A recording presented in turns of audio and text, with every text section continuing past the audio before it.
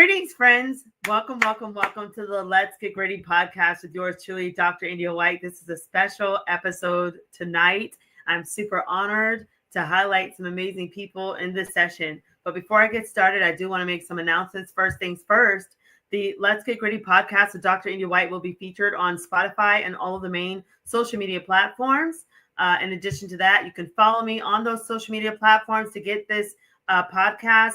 Facebook is Miss India White. LinkedIn is The India White. Twitter is Indie Speak and Teach. Instagram is Indie238. YouTube is India White 123. And TikTok is Dr. India White. Check out the website www.india-white.com for books, blogs, or to schedule me for a speaking and coaching event. Also, speaking of events, we have the virtual math conference coming up with the math elementary education. Thank you, Melanie, for the opportunity. We also have NCSM and NCTM around the corner, along with Making Math Moments Conference and the Black Kids Love Math Summit in November in California. I'm super thrilled to be connected with each of you because we are really in the trenches together doing this great work. And so I also want to remind you of the Grit Mini Workshop that's on the Grassroots Workshops website. Thank you, Robert Kaplinsky, for that opportunity. Go check that out when you guys get a chance. If you have any children that need tutoring, then send them my way. I'd be honored to work with you in online tutoring opportunities for your students. And so with that said, this is a really, really special episode because this, my friends, is the official book launch of our book titled Effective Teaching Practices That Every Teacher Must Know. And so with that said, I'm honored to bring on some of the authors that did this work. This took us several months to really put this together, and we're so happy that it is now on Amazon. It is on my website, and you can also contact each of the authors directly to find out how you can go about getting your copy for yourself, your school district, and beyond. So with that said, I am thrilled to bring on part of my tribe, these wonderful authors. I'm going to bring on Debbie Perry and TJ Emerson. Welcome to the Let's Get Gritty podcast. How's it going, guys? Great. How are you? I am well. I'm just so honored that you guys are here with me, just celebrating this wonderful, amazing book launch. We finally got it done. Finally. So listen, the audience might not know who you guys are. So if you can you tell me a little bit about yourself? My name is Debbie Perry. I am an elementary education teacher. I have been teaching for about 35 years. I am located in Palm Beach County, Florida. I have focused on math instruction most of my career. I have also taught in STEM education. Right now, I'm focused on pre-kindergarten through third grade, teaching in a science lab. So that has been a lot of fun. And helping teachers, I have served as president and other leadership roles in my local math council. And in the state math council, I have served as elementary vice president. Very nice. Wow. That's very impressive. And I'm so grateful that you have contributed to this book. I'm going to go to TJ and then I'm going to ask you guys some questions, okay? TJ, go ahead and introduce yourself to the audience. All right. Thanks so much for having me, first of all. So my name is TJ Jemison. I currently live in Florida, but grew up and spent most of my professional career in Vermont, which is the opposite of Florida. And I have kind of a varied past. So I went into education as a educational assistant, like an instructional assistant. And while I was doing my master's degree at the University of Vermont, and I got a consulting teacher, dual certified for consulting teacher and reading coordinator. So you're probably thinking, why is he here talking about math? Well, when I started working in schools and had a caseload of my own students as a special educator, I realized very quickly I was not good at teaching math.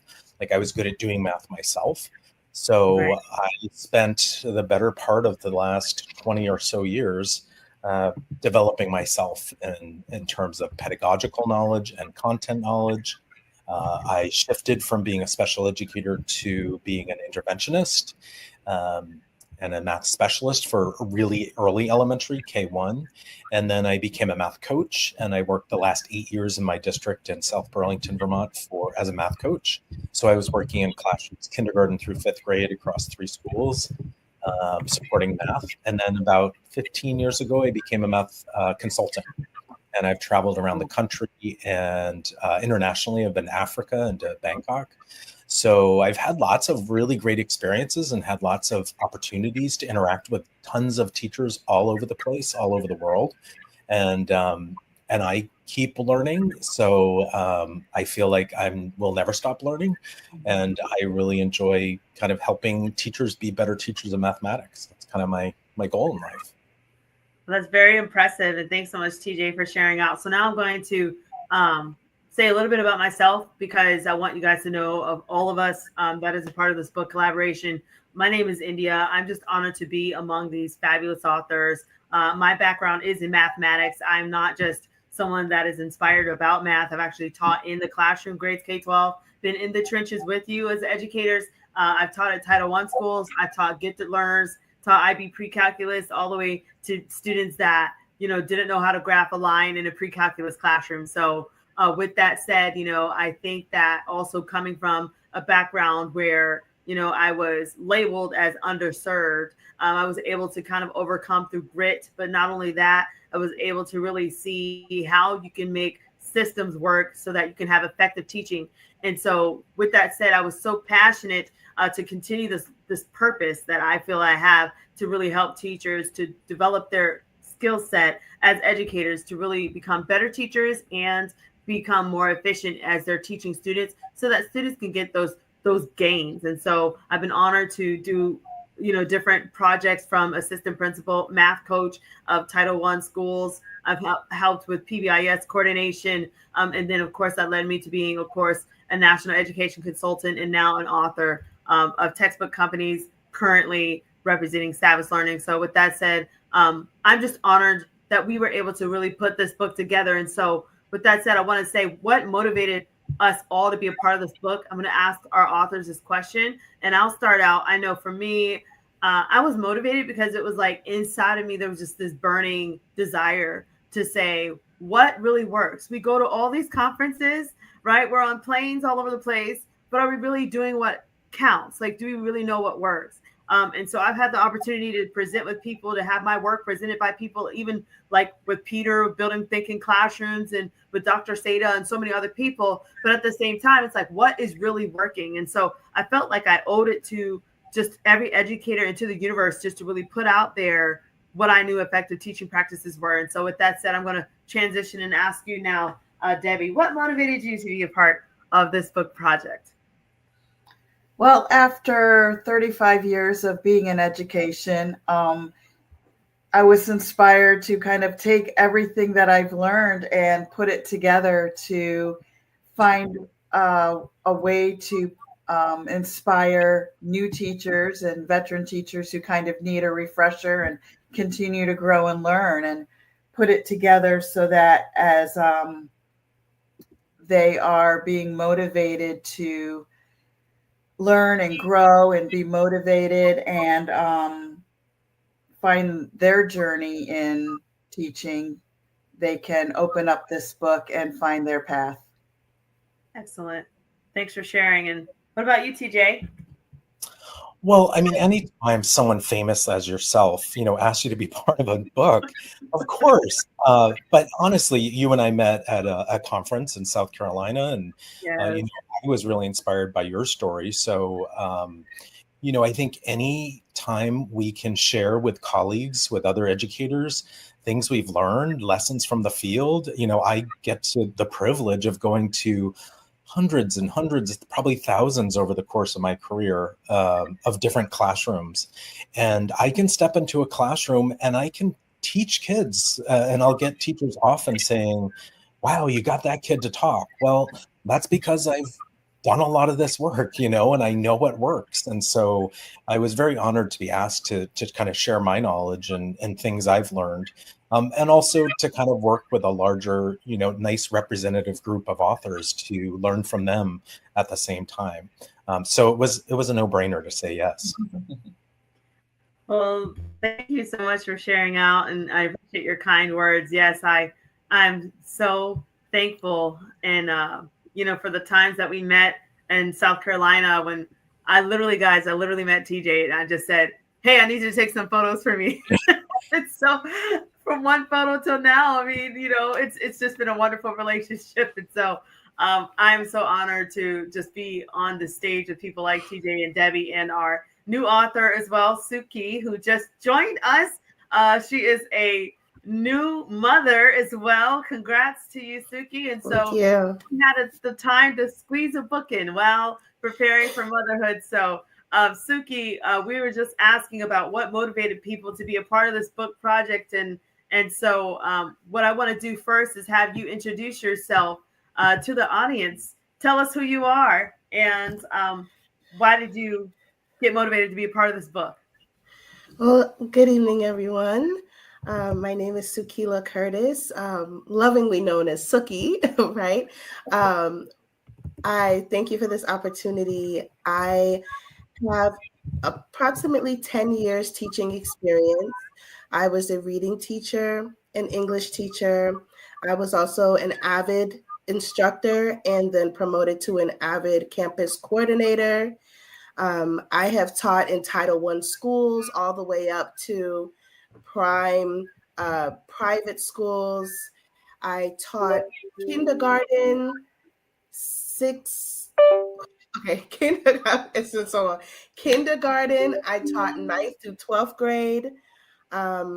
I have taught at a religious school, public school, and charter school. Oh, wow. So a lot of experience there. To answer why I got involved with this, to be honest, one big reason was you, India. Just, I equate you with feminine success and professional just elitists. So I wanted to be in the room. I wanted to network with you and just become a higher version of myself. So that's one. So thank you for that. My name is on a book. Also, honestly, because of my experience as a teacher, I was honestly the godmother teacher. And when I say that, I was the teacher that not only did a great job educating my students, but I truly cared for them in a way that went beyond the classroom. And I felt like it was really important for someone like me who wasn't teaching for 30 years, or anything like that, but to speak my truth and give my knowledge and expertise based on what I realized actually worked in a classroom. All of the different teaching strategies, but also the relationship portion of what it means to be a teacher. Right. So I got that opportunity with this book, and I thank you again. Thank you all so much. Well, again, congratulations. And, you are a perfect fit. And for you guys listening and you're, interested in this book and to see like, okay, well, what are they really talking about? And is this really worth investing in? I'm telling you, you're having people from all different walks of life tune into this from, the wonderful Susan Valdez, who she's a legislator. So, she's very busy. But the fact that she took time to speak to us about what matters in that space when it comes down to effective teaching is key. And then, of course, my teacher, Miss Wilson from high school, who she is so busy helping people now in health education, helping people to make sure they're making the right decisions with their bodies and how they can take care of themselves. She was able to come and also contribute. So you will be getting golden nuggets of wisdom from these powerhouses as well. And so with that said, I do want to transition into the next question for my authors. So when you hear the title, Effective Teaching Practices,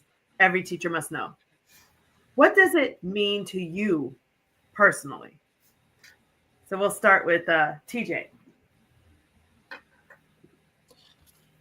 So, I mean, like I said earlier, I've had the privilege to kind of go lots of different places. I've taught to 39 fifth graders in inner city Baltimore in a very small room.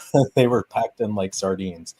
I've been to places in Connecticut where maybe there were 18 kids in the room. So, when you are stepping in and needing to teach a class, maybe just you found out that the morning or you knew the week before, um, you have to have strategies that will engage kids and get them to engage with the content that you're wanting to um, for them to engage with.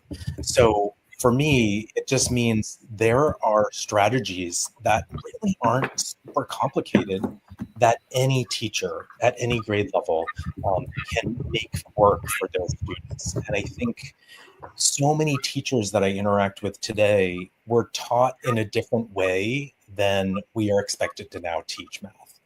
Because even young teachers who are first year on the job will tell me, TJ, my experience learning, at least in high school, maybe not elementary, but in high school was the same way I did. And I graduated high school in 1988. I was born in 1970. So it's been a long time since I've been in elementary and middle and high school.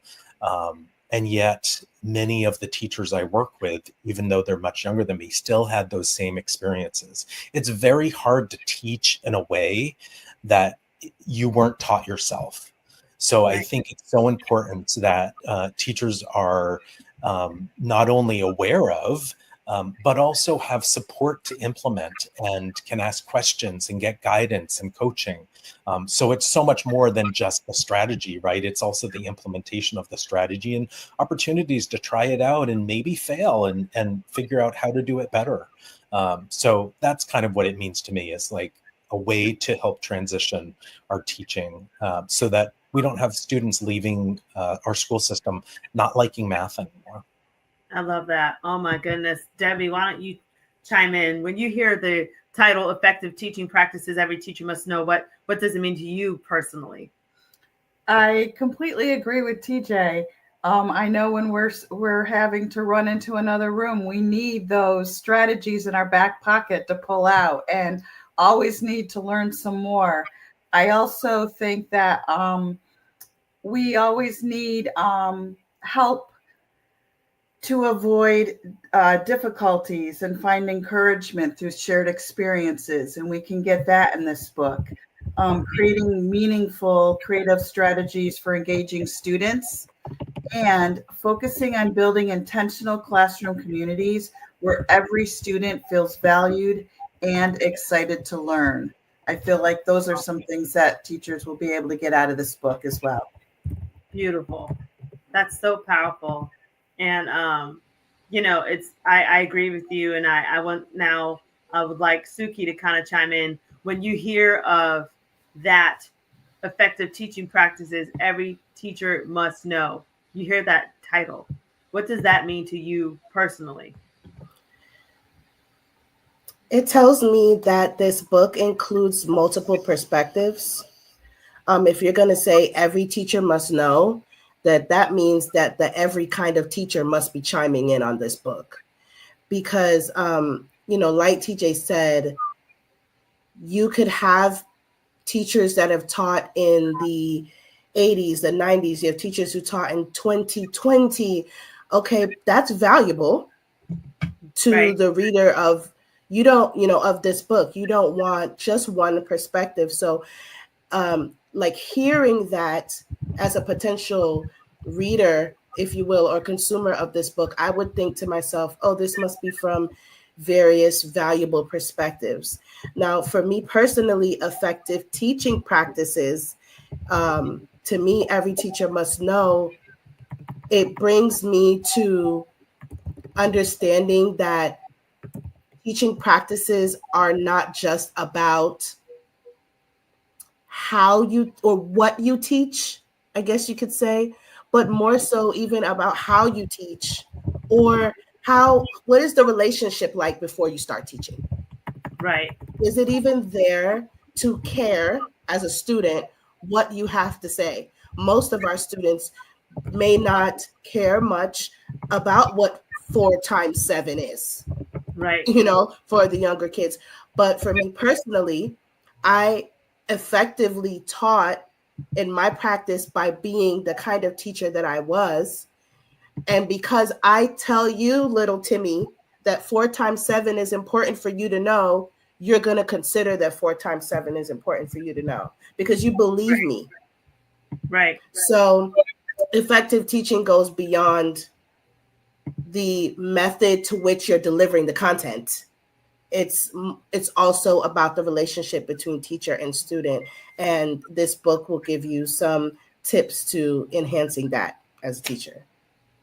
That's very powerful, Suki, and I'm so grateful that you shared that because it is about the children. And I'm honored that I was able to bring on Dr.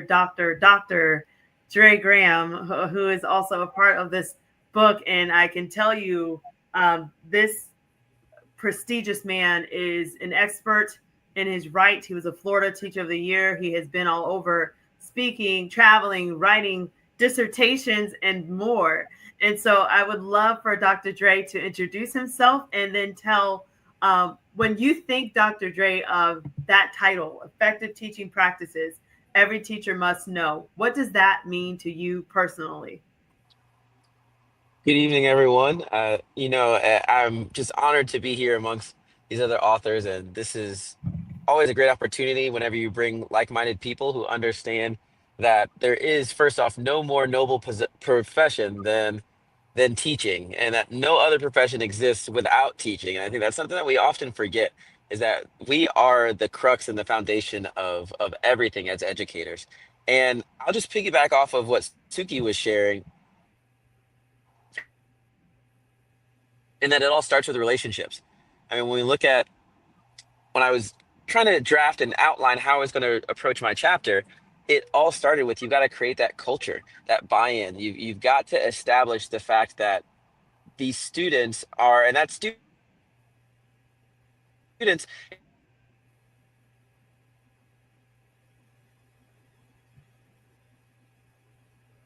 are things that are used from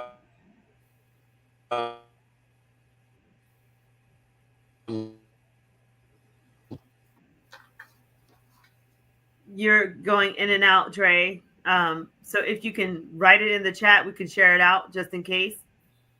But as we wait for you to get in the a K place, I know. Yeah. Can you repeat that, Dre? Because your sound is going in and out.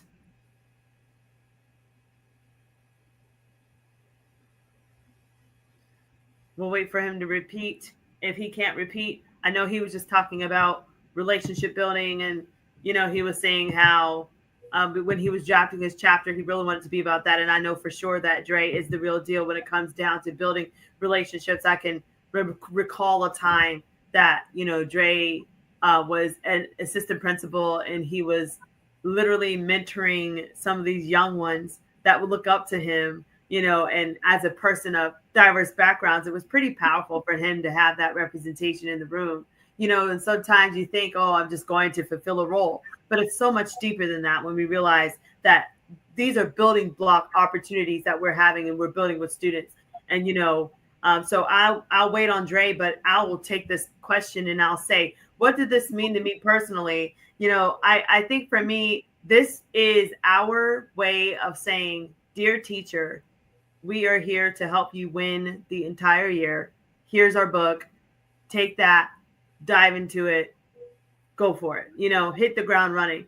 And I think that no matter who you start out with, whether you start out in Suki's chapter, Dr. Dre's chapter, Debbie's chapter, TJ's chapter, Susan's chapter, Cheryl's chapter, whoever, you're going to find so many valuable tips and nuggets that you need to effectively teach. So, Dr. Dre, you're back with us, Dr. Dre? I hope so. Can you hear me? Yes, much better. Yes. So go ahead and elaborate, sir, on what you were talking about. All right, my apologies. I am traveling, but just to echo what you were saying, and you kind of you summed it up very well. Just relationships are the foundation of everything, regardless of whether I'm teaching in the K-12 system, if I'm teaching in the collegiate level, or if I'm teaching the elderly. Nobody cares how much you know until they know how much you care. We've all heard that adage before. And those relationships actually afford us the opportunity to be able to make lasting impressions. Whenever I had the opportunity to speak with different members of the legislature when I worked for the Florida Department of Education, and I would come in contact with someone who had a negative opinion about education, my very first question to them was, what teacher hurt you? Because in Yeah. the same manner that we know we can identify that teacher who left a positive aspect, a positive outlook on life to us, and that teacher who us as educators want to aspire to be, we also remember that teacher who we would consider as awful and just made you not want to be at school and just made you think less of yourself and have less self-efficacy. And it's important to understand that those relationships are both positive and negative, and it works both ways. And so you start with that foundation. And if teachers understand the power that they hold just in building the relationship, it allows for the other structures that they put in their classes and things to be just that much more successful. Aside from creating that culture, then you've got the direct instruction piece. You have the differentiation so that we're providing an equitable educational experience for students. There's so many other pieces, and it goes back to content knowledge. And as Suki said, it's more than just teaching the content. I know when I was selected as teacher of the year, people would say, "Oh, well, you're the music teacher of the year." I said, "No, I am the teacher of the year. Yeah. Music is my medium." And so we have to understand that it's so much more than just the content that we're teaching.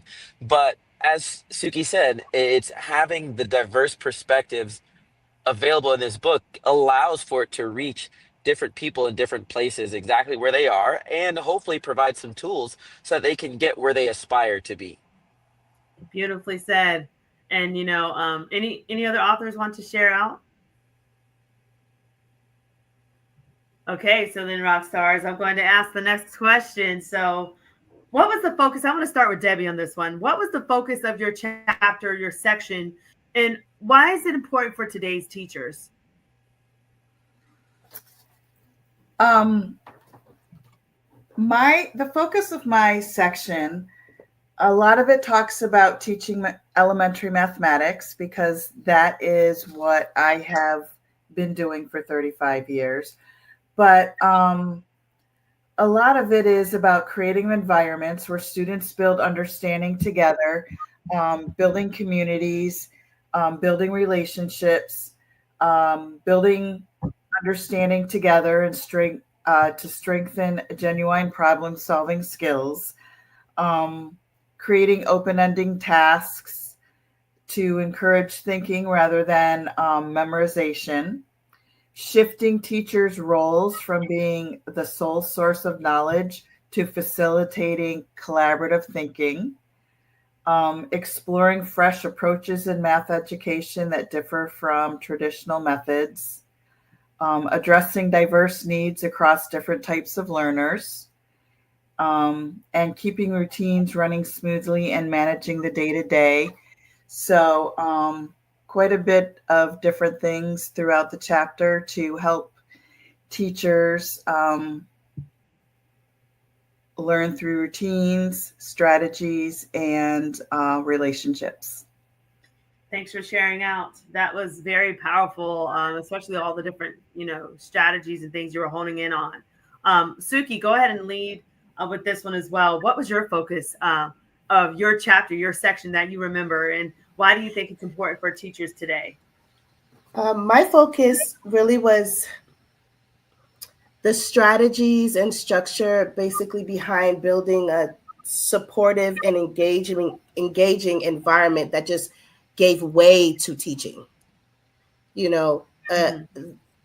How do you foster the kind of environment where learning becomes a byproduct because everyone is engaged, everyone believes in who you say you are? As a teacher, you're like this moral compass.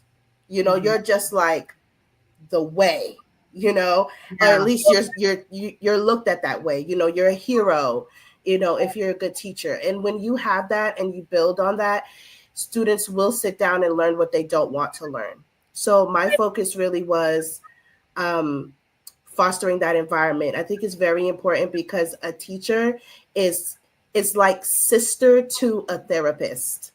And most people don't know that until they've been a teacher. Yeah. It's sister or brother to social work. Yeah. It's cousin to parenthood. If Mm-hmm. you are in that position, you are hearing everything about your kids' lives. You are caring very much about what's going on outside the classroom in order for them to even care what you have to say in the classroom. Right. So Wow. I think it's very important for teachers to understand that we can learn all the strategies in the world. Like Dr. Dre said, we can do that. We've got plenty of books for it, and we will continue to do that because strategies change. But the relationship component will be the gas in the tank. Yeah. And that was my focus, and that will always be my focus as an educator. I'm loving it. Oh my, you're definitely a great fit for it. So I'm honored that you've answered the call as an educator. TJ, go ahead and lead us with this question. So, what was your focus and of your chapter, your section, and why is it important for teachers today? Sure. So, of course, they stole a lot of the things I talked about as well, which I think is going to be interesting as people read and to hear different voices kind of sharing, versions of the same ideas. But I guess what I would focus on is, as primarily being a math coach the last several years and the role I play in schools and districts, is all around elevating student voices. So finding ways to help teachers, give them strategies, give them ideas about how do you step back from telling and showing and really get ideas to come out of students. And maybe you're dropping a hint or a seed or something that will prompt them. You're certainly asking students to turn and talk and get engaged and to talk more. And you're using a lot of kind of discourse facilitation moves. None of those things, in my opinion, and in my experiences, come naturally to teachers. That's something you have to learn and you have to practice, and you have to have coaching on and get feedback from people and see other people do it. So I'd say those were kind of the common thread for me, was that really elevating student voices. And the more we get students' ideas and voices being heard, I think the more you get students engaging and wanting to be part of their learning. Beautiful, beautifully said. Dr. Dre, go ahead and share out with us what was your focus of your section, and why is your work and what you spoke about important for teachers today? It's funny with me coming in after Suki and being able to connect with what she said, and I feel like TJ just like lobbed me a softball for me to knock out of the park right now. And I say that because it's when he talks about that student voice, I would say the heart of my chapter had to do with the ownership.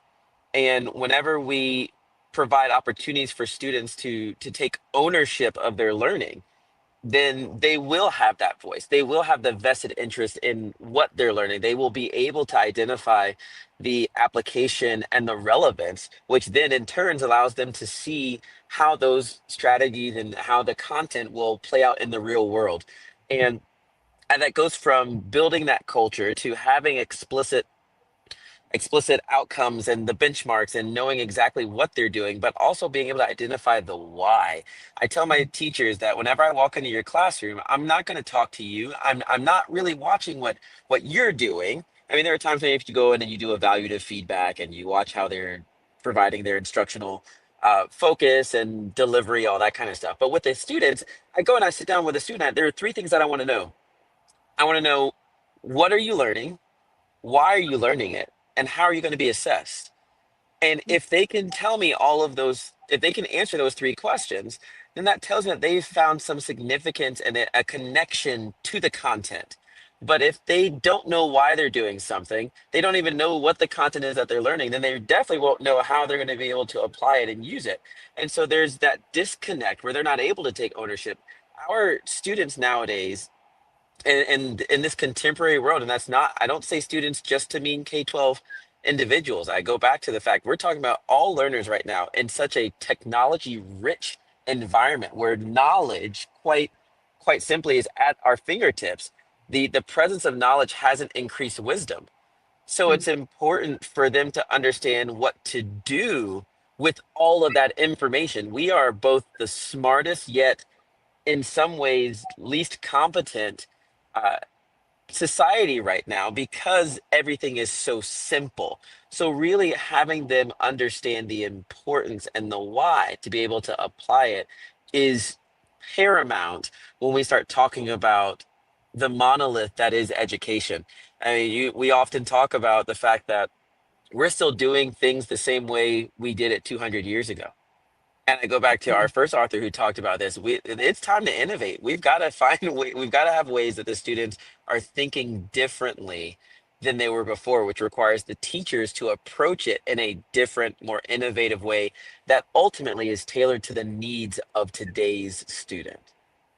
That's so true and powerful. And it makes me think of my chapter, which I talked about growth mindset. I talked about the grit framework because, like you said, Dr. Dre, we have to start being more innovative and doing things differently. Like Debbie even said, the thing is, students feel so overwhelmed at times. They need a sense of motivation. They need to understand their why. But then once they understand their why, they need a method as to how to make it happen. And so when they're able to really take on grit, and I'm able to share in my chapter different ways that students have taken grit surveys. They've understood the grit framework. They understand words like self-efficacy now. They believe in themselves. They understand that they need resilience so that they will persevere no matter what, that they have to have time management so that they can hold themselves accountable. Of course, having that growth mindset as well, so that they can enter this space of education with a different mindset, ready to learn versus coming in complaining or feeling like they're burned out or like they don't even want to try.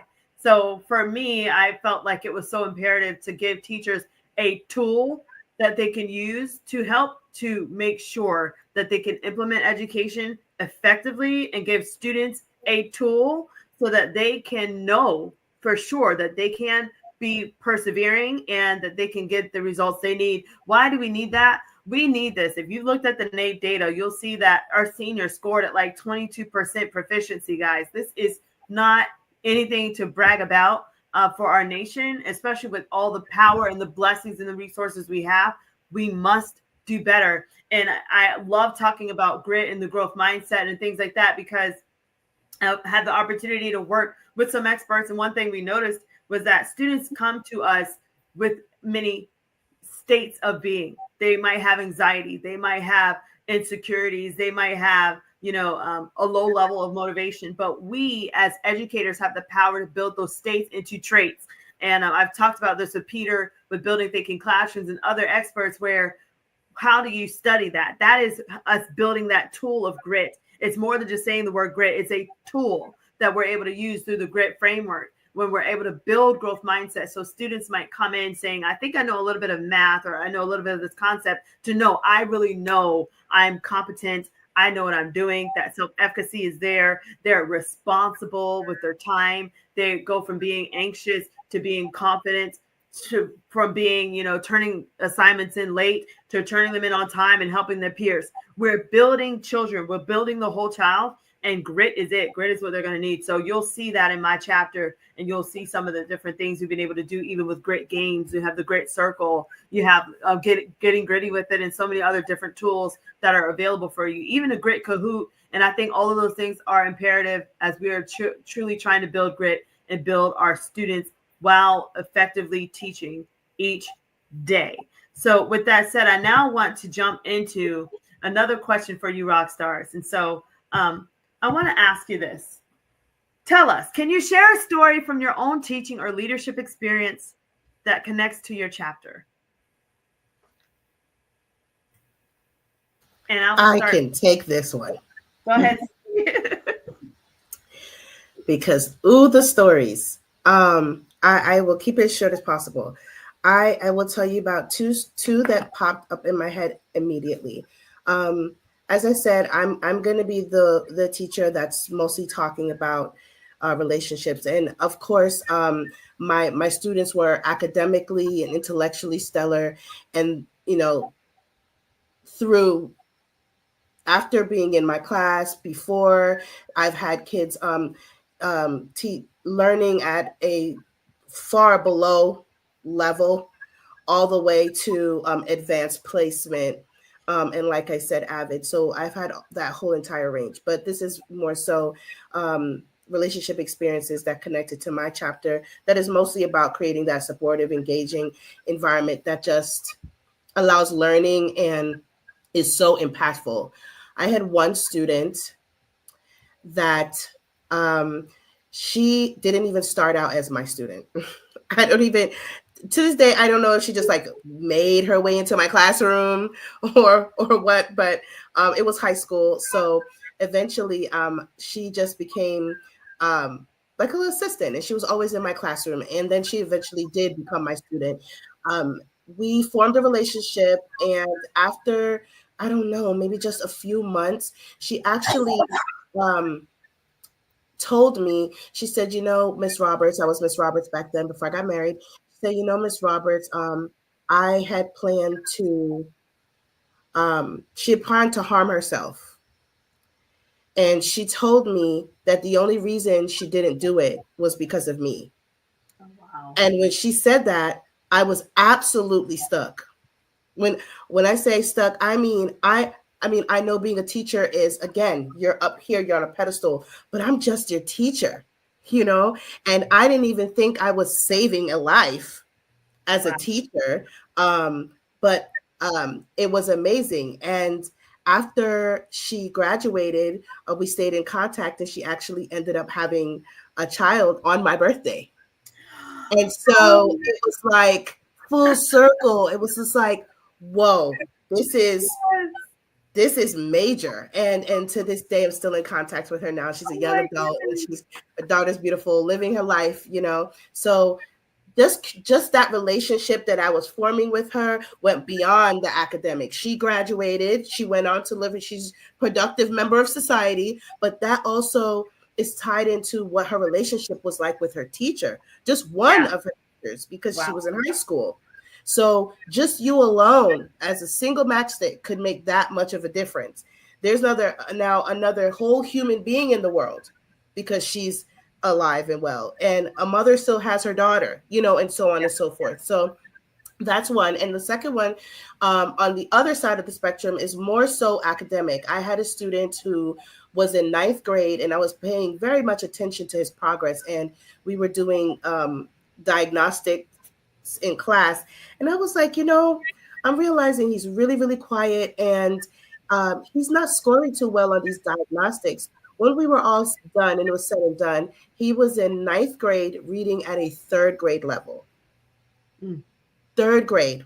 Wow. So it made me wonder, how did you get here? Wow. How did you make it to the ninth grade and no one and I can tell you, what was so impactful about this is I decided to speak to his mother, to speak to the APC in the school, to speak to anyone in his like educational team, and figure out how this happened and what we were going to do. Well, unfortunately, his mother was really offended, and it was just an initial shock, I think, but she was so offended. It got really tense. And before I knew it, she had withdrew him from the school and actually placed him in a school that, had special needs teachers and teachers that could teach students on his level. And now he's thriving. I wasn't going to assume to be the right fit for every kind of student. You have to know yourself. And I would have helped progress him, but I refused to let another year go by. And you're going to now be in 10th grade, maybe reading at a fourth grade level or fifth grade level. That's still unacceptable. So in those two experiences, I really kind of lived out the notion that relationship and paying attention matters. Like, I don't even know the word. It matters so much to the education of our students and their lives. Oh, well done. And I'm so happy that you still have that young woman in your life. And I think that's like God's way of saying, Love here you her. go. So Yes. I think it's beautiful. TJ, go ahead and share out for us. Tell us a story about your own leadership teaching experience that connects to your chapter. Sure. So when I thought about this question, I was thinking about an experience where that I had actually in South Carolina. I was supporting a bunch of different schools there at the time, um, and I had done some professional development around number talks, and then I was going back at least once a month. I think it was once a month, and I was coaching and supporting teachers to be implementing them. And I remember this one particular school, there were two teachers, and one was maybe third grade and one was fourth grade, I think. And they were just down the hall from each other. And I remember in my presentation, I said to them, look, this is a routine. It's something that you must be doing every day. And I call it the drip method of Mhm. education, where you do little bits of things and over time you see a really huge impact, right? Even though every day or every week, even, you don't necessarily see those shifts. And one of the teachers took that to heart and she literally did a number talk every day with our kids. The other teacher, for whatever reason, was only able to do those like 2 or 3 days a week. And I just remember, as someone who came in once a month, I was able to see their kids fast forwarded every month. And I saw this huge difference with the teacher who religiously did these number talks every day with her kids. And I just saw her kids month after month just grow exponentially. And so to me, that means that teachers matter. What we do as educators matter. And we have the control, we have the power to make impacts in student learning. So I think I bring a lot of that. I didn't think of that story while I was writing these, but in reflecting on, the writing I did for this book, that story kind of came to mind. Just the power of as educators that we have, and how when we think about and use really effective strategies and practices, we can have huge impact on student learning and be shifting and really changing lives of students. Well, thank you so much, TJ, for sharing out. Debbie, go for it. Um, One of the things you were just talking about, the building thinking classroom framework, and that is one that I've used in my classes. And it's really powerful the way that you can facilitate that in your classroom. And I feel like it's really changed the way students have been problem solving and learning. And that has had a huge impact on students in the way they learn math, the way they problem solve, the way they're able to collaborate and um, actively work together. They're in randomized groups. They are visibly thinking. You're able to just kind of stand in the middle, watch around the room, watch them problem solve. They work through it together. If they need your help, you can see it from afar. It's great for the inclusive classroom, for equity, because you can see everything. You can go over and support them. So it's really been a game changer for the open-ended tasks and supporting students in the math classroom, but I think you could really use it in all areas. Beautiful. Beautifully said. Thank you for sharing. I'm so excited about this book. Oh my goodness. Dr. Dre cubed. Talk to us. What tell us a story. So I think as opposed to giving some narrative, I'll just talk about the results. I mean, what you're hearing, the common thread with all the authors is the importance of relationships. And having been a high school teacher, I had an opportunity to play a role in a lot of the adult lives of my students, so much so that I've got three godchildren from my students who've had children. And I've been blessed enough to actually serve as the officiant in a handful of their marriages as well. And so that comes from creating that culture, creating that environment where they feel safe and welcomed and free to be themselves, and they bring a part of themselves into the classroom. I guess I will share a quick narrative.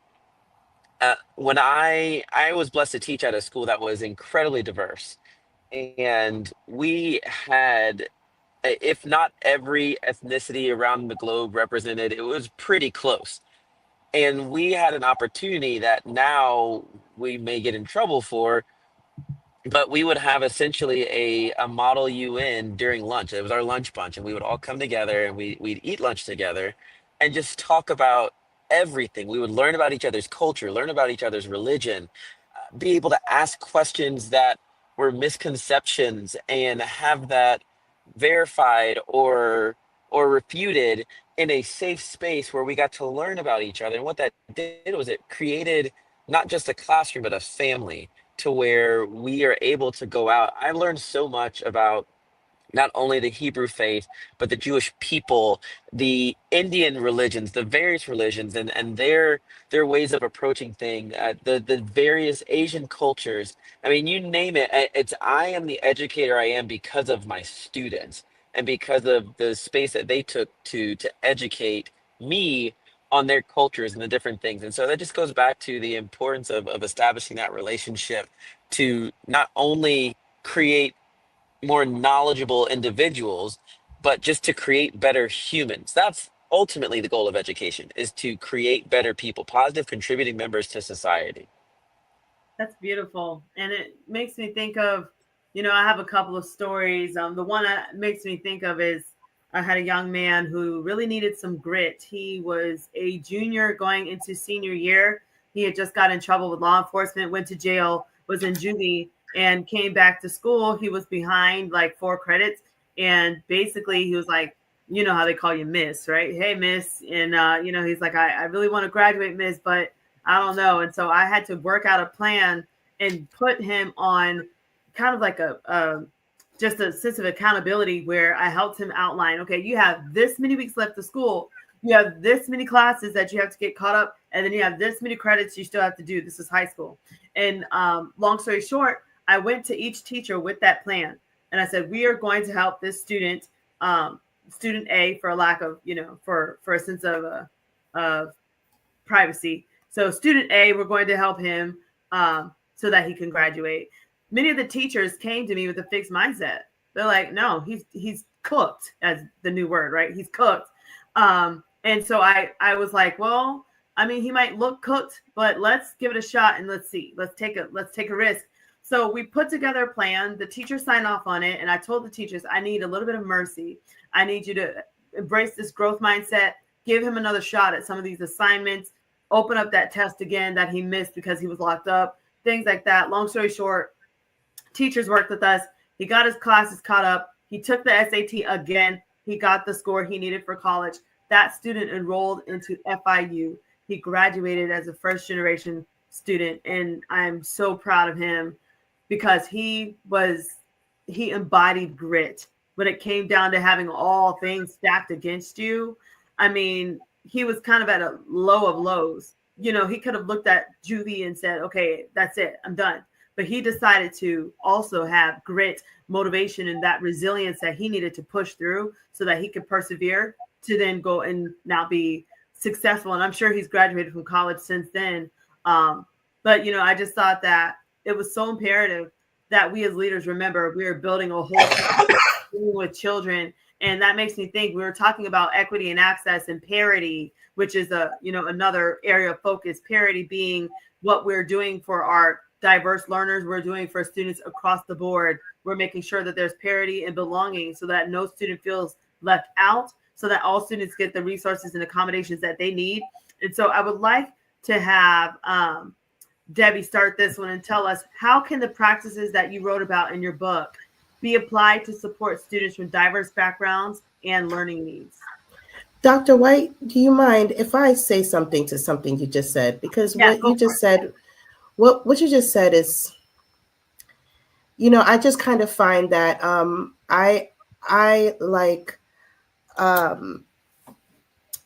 have spent so much time teaching high school that it is different than teaching elementary, which I also taught. But I realized that we all say a lot in the teaching industry, we're trying to get away from the assessment mindset and teaching to the test, and everything's about the test and everything's about standardized testing. And what you just shared to me is just like that in action. We're supposed to remember, and I'm not saying it's easy because we're also evaluated as teachers based on how well our students are doing. So sometimes it builds that conflict.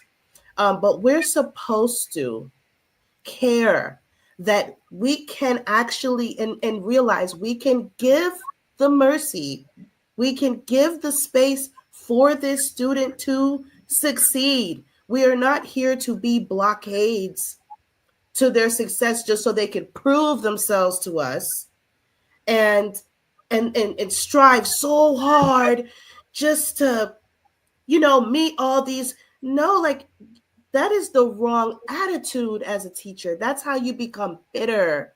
That's how you don't pay attention to, well, my mom works 3 jobs, so she couldn't help me on the project. I really want to do it. Can I do it in class? Sure, Timmy. Do it in class, because guess what? You're still doing it. Yeah. And so I think that's the same spirit as what you just shared. Going to above and beyond for that student, you have undoubtedly changed their life. No matter what they chose to do with their life after you and all those teachers gave him or her that opportunity, you gave them the opportunity where just say yeah, just say yes. Yeah. So I don't know the student, but I just want to thank you for Oh, doing that.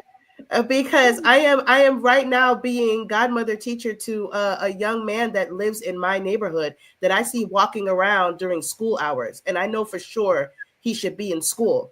And yeah. I've already stopped him, stranger, and Yeah. I've already stopped him, like, so when are we enrolling?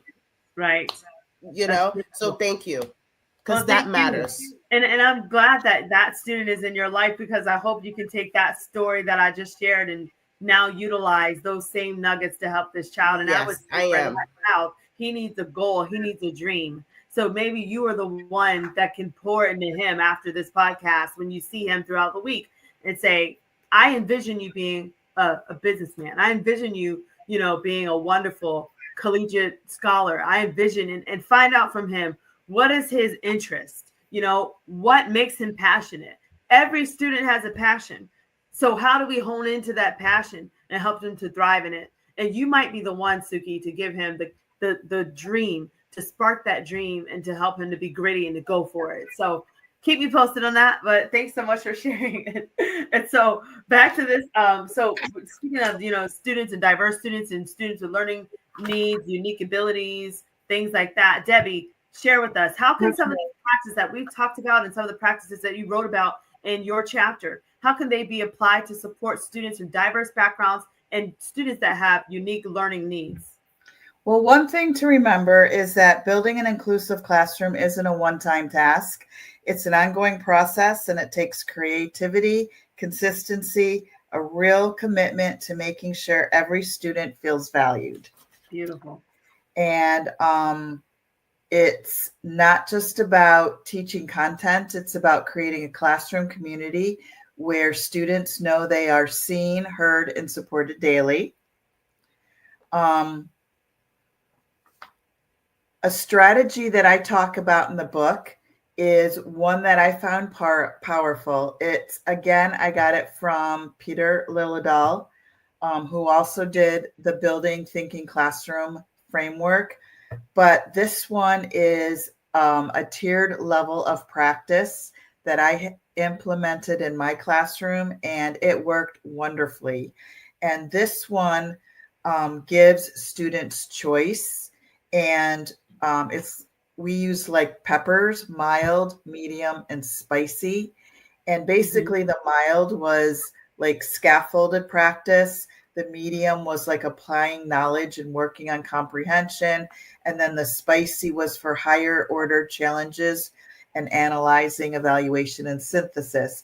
And the students, we do like a mini lesson, and then the students can go and choose their level of practice. And it's really great because it gives the students freedom of choice. It gives them the ability to work together, to collaborate, multi-level entry points, so that students get to self-select their level. It empowers them to take ownership of their learning, meet themselves where they're comfortable, and still pushes them to grow. They're more engaged. They feel safe trying their work. It encourages them to collaborate, share strategies, explain their thinking, and deepen everyone's understanding. The practice keeps learning equitable, and it allows the teacher to walk around, have conversations, and then pull small groups when necessary. So those are some ways to be able to work with your students and keep your classroom equitable. Well, thank you for sharing out. And TJ, share with us, how do you think your practices that you spoke about, how can they be used to support diverse students and students with unique learning needs? Sure. So I think it's important as we talk about this question to recognize some facts, right? And I believe, correct me if I'm wrong, but I think I'm right. In the last census, it was the first time in the census that the population of students K-12 in the United States, there was a higher percentage of students of color than white students. That's correct. So we have shifting population in our country. However, if we look at the data around teaching staff, I believe since the 70s, we've gotten whiter as a teaching staff in this country.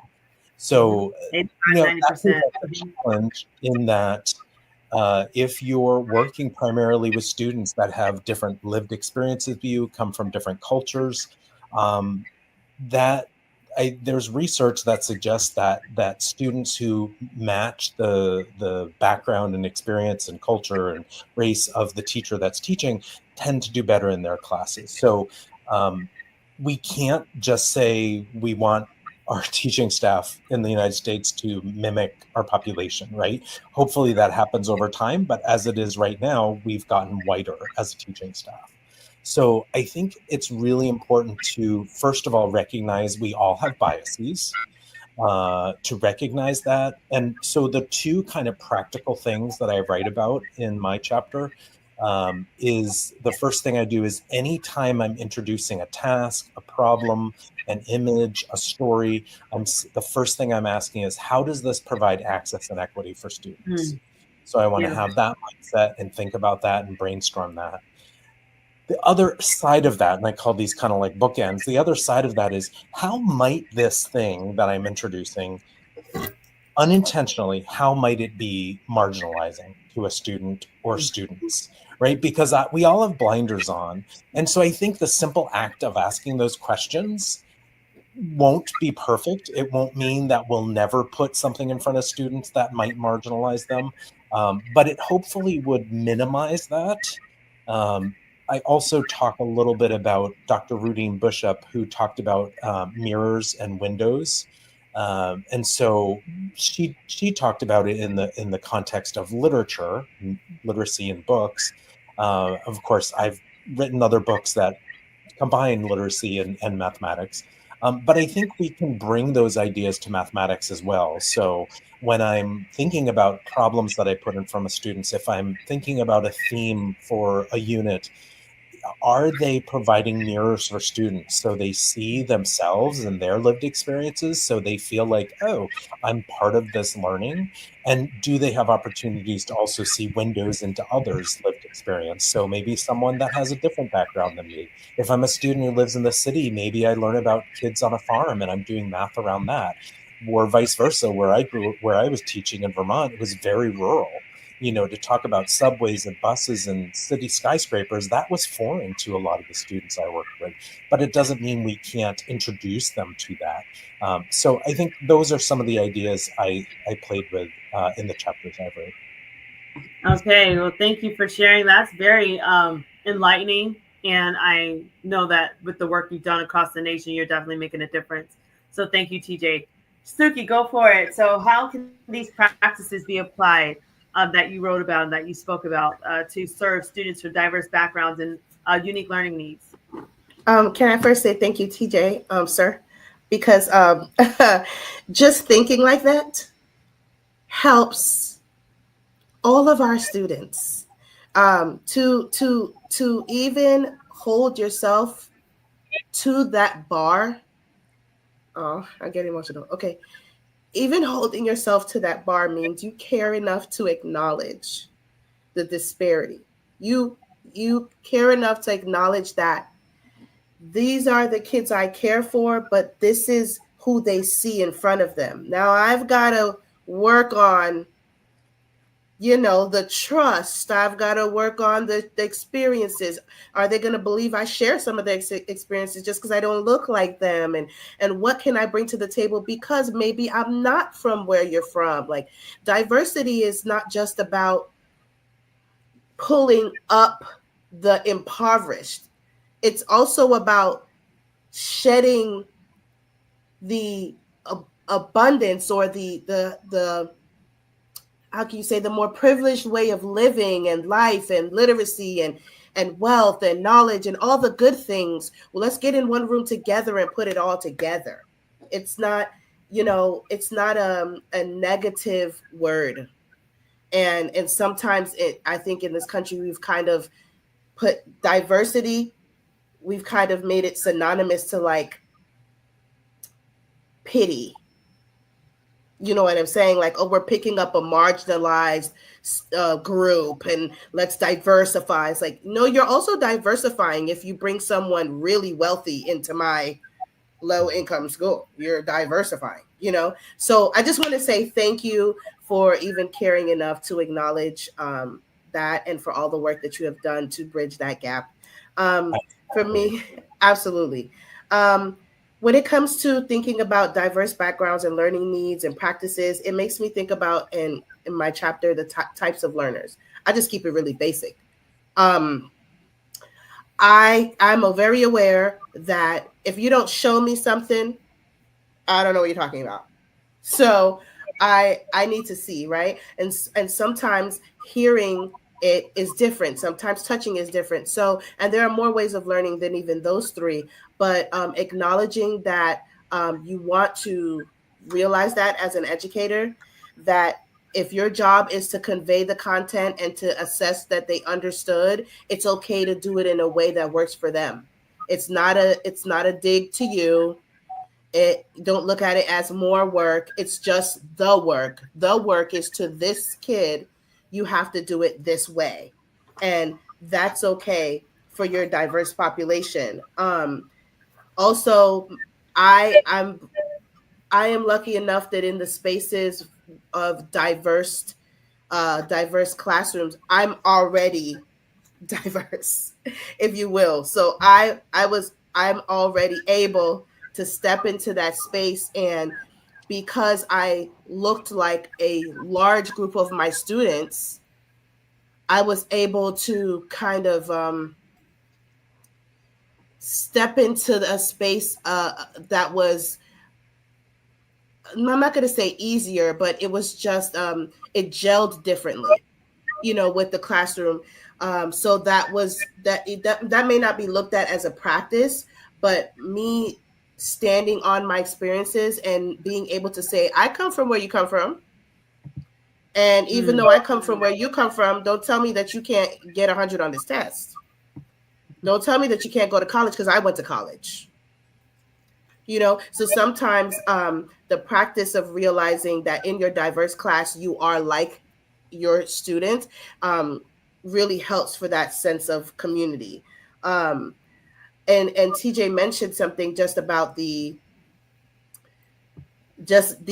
makeup of our teachers versus our student population. And I remember specifically one year as a teacher, I had open house, and actually it was my first year teaching, and I was setting up my classroom, and all I heard from outside of my classroom was, my teacher's Black. And this was like a screaming young girl that was so excited, and I was in pieces. She did not know that I was like a 24-year-old first time teacher. And to me, it was like, oh my gosh, this is something more than I thought, you know? So I keep that in mind in practicing realizing diversity in the classroom, you know. And lastly, I will say exposing them, exposing your students, regardless of the makeup of your kids, whether we're talking about economics or we're talking about race or we're talking about intellect. I have had students in my classroom. I just got finished the last year. I retired from teaching, and I taught second grade. And I have a kid that absolutely soared at math, and it was a self-contained classroom, but he soared at math and not so well at ELA. And then I realized that he was always trying to kind of run the students. And even though he gave me pushback, he's one of those kids, you know, he would ask to help me do this and ask to help me do that in the classroom. So I made him like the classroom manager. And when I tell you I could get him to do anything after that, so just realizing that in order to get to him intellectually and for him to do the work I needed him to do and excel and try on the spelling test, I had to acknowledge the fact that he was someone who wanted to deal with the computers and wipe off the desks and, you know, lead the line to lunch, you know, and it was just realizing that kind of allowed him to reach his potential. Beautifully said, and thank you so much for sharing your heart and your experience of these practices. And Dr. Dre, we want to hear from you. How have these practices that you wrote about in the book, how do they support students that come from diverse backgrounds and students with unique learning needs? Well, I know many of us may be familiar with a quote that George Bush made, which is accredited to him, but it was really written by his speechwriter. But it's the soft bigotry of low expectations. And one of the things that we talk about in my chapter is just the importance of having explicit and continuously high expectations for all students. And one of the common misconceptions in education is people, teachers specifically, will say, "Oh, you know what? All kids can learn. All kids can learn." And the problem with that statement is that it deflects responsibility. And so, something that I have preached to my teachers and to really anyone who will listen is that we've got to modify that statement. It shouldn't be that we believe all students can learn. As an educator, we have to believe that all students can learn as a result of our instruction. And that turns it back around on us because it's our responsibility to present the material in differentiated ways so that it is able to be grasped by all students, regardless of their creed, their background, their race, their religion, their orientation, their identity. We have to provide the entry points and the access for our students to have meaningful and relevant interactions with the content and the material. And so as we set up these structures and maintain these high expectations, then we scaffold so that all of our students can rise to the occasion. So it's using these different elements that are not only in my chapter, but that are included throughout the entirety of the book, by different pathways to be able to reach all students. And that is the key takeaway. It all means all, not the ones who look like me or the ones who don't look like me. And it means all. So every student has an opportunity to learn because of my ability, my capability to instruct. I love that.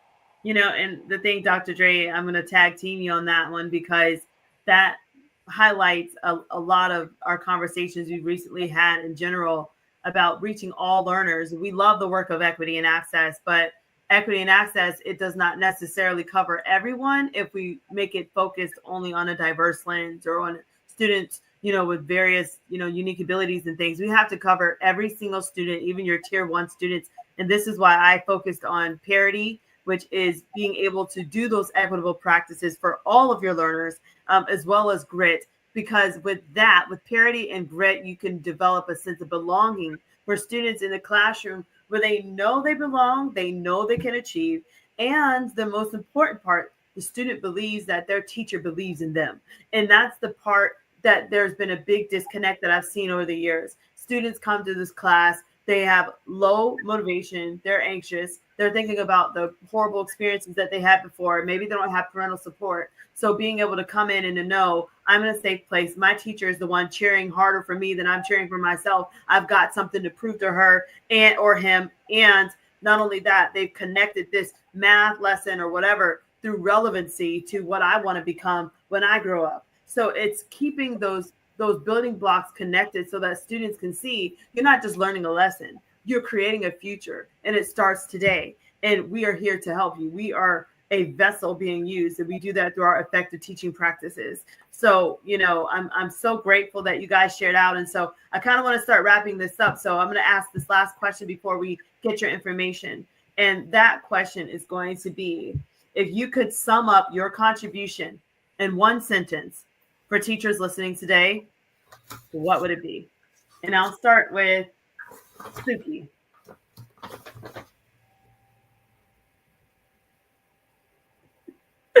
Wow, I was not expecting to go first because I really want to think about this. Take your time. Summing up your contribution in one sentence. Wow.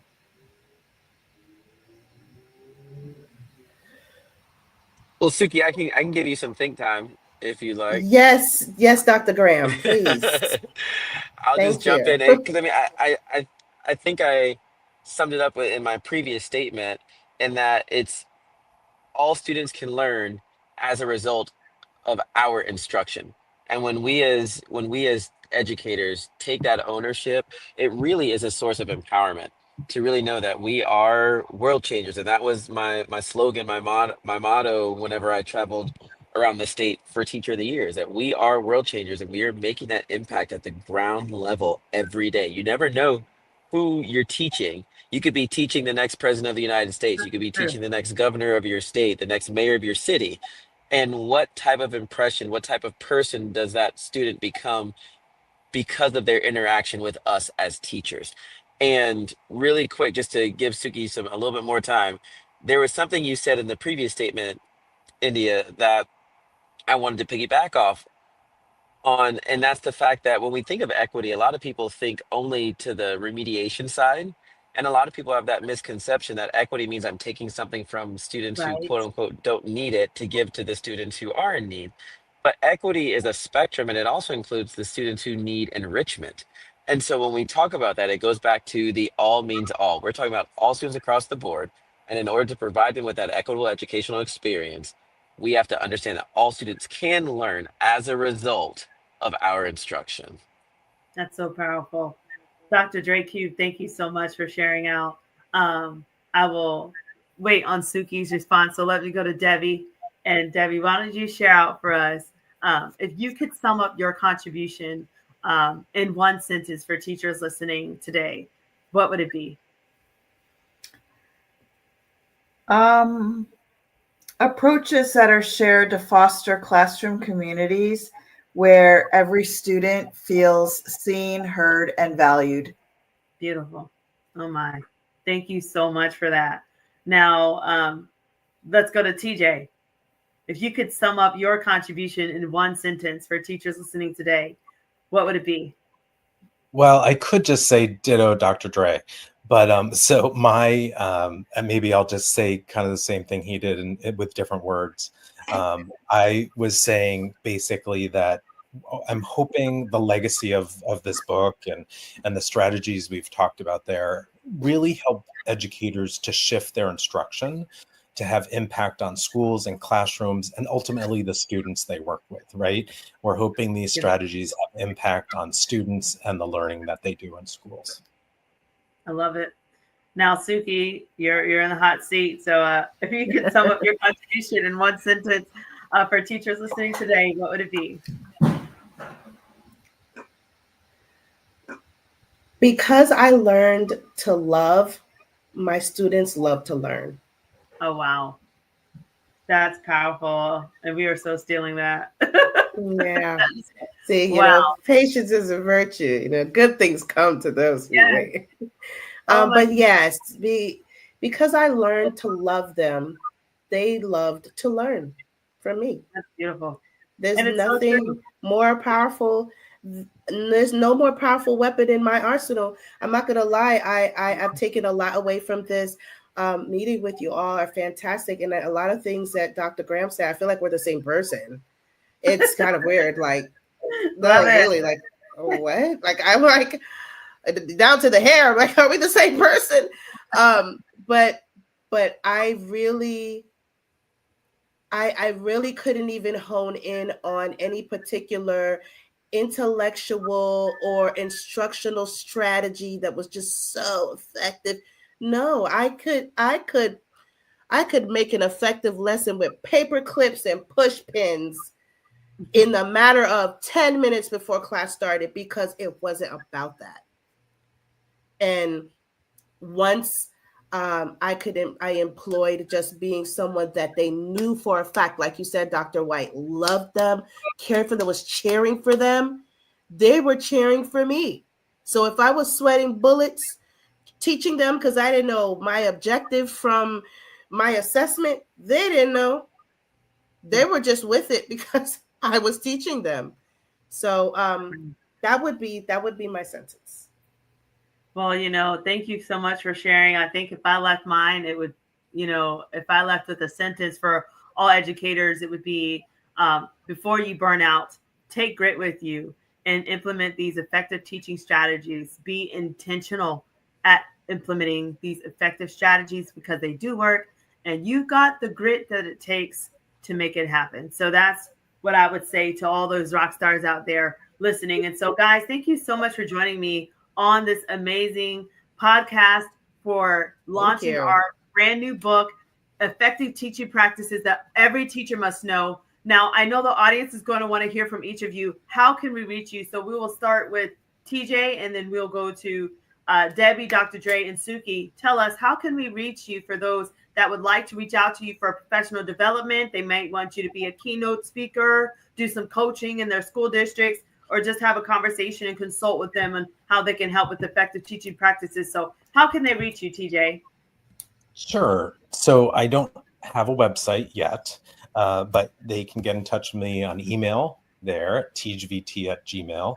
I'm also on social media as an educator at Twitter at teachvt or on Blue Sky at tjmath.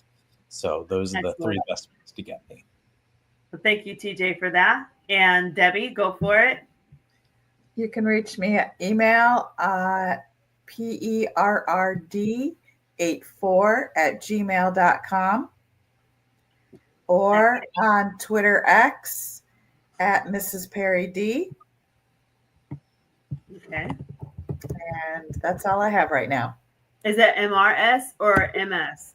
MRS Perry D. Excellent. Okay. You guys got that? Next, Dr. Dre, how can we reach you?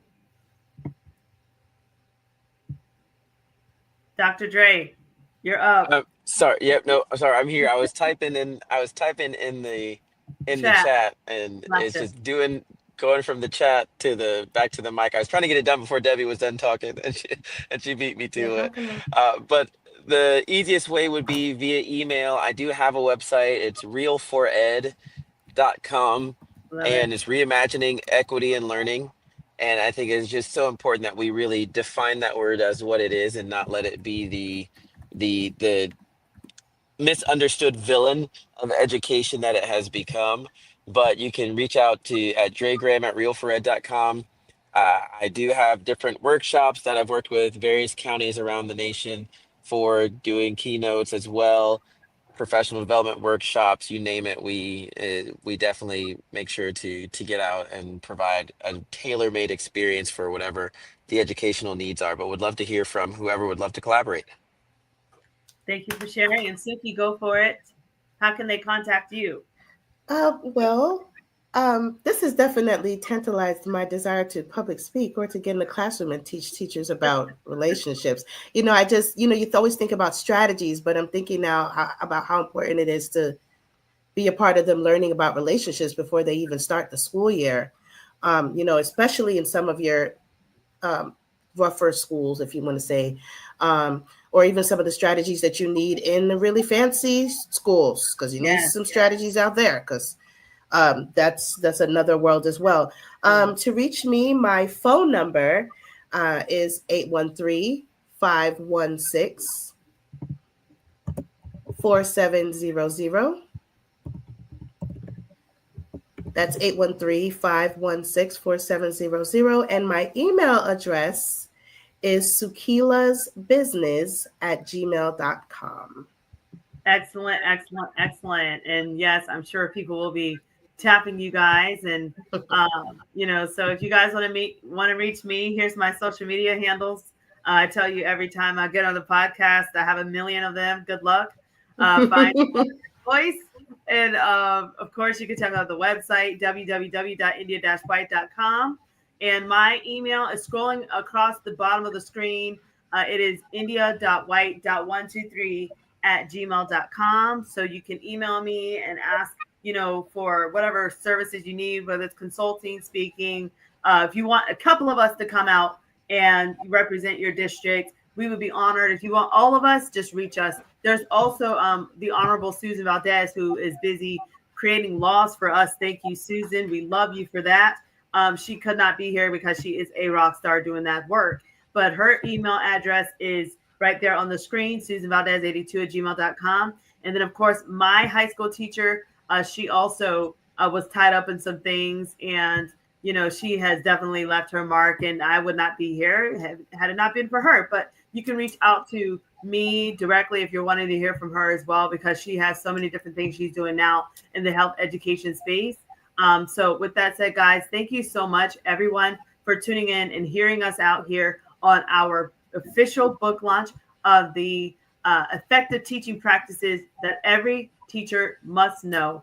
And I just want to say that, I appreciate all of you guys coming on to the Let's Get Gritty podcast. Until next time, stay gritty. See ya.